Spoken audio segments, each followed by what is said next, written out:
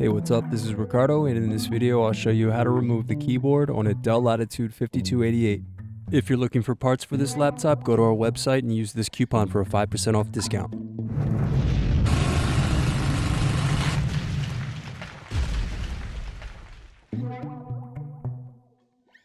First, remove screws to loosen and then pry apart bottom base.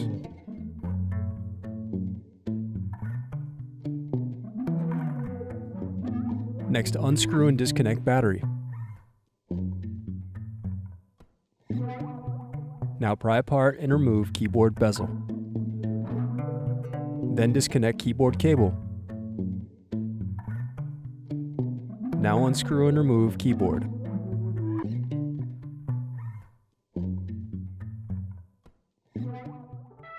Thanks for watching.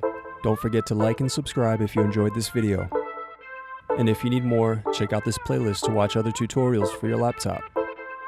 You can also click here to find parts for your laptop at partspeople.com.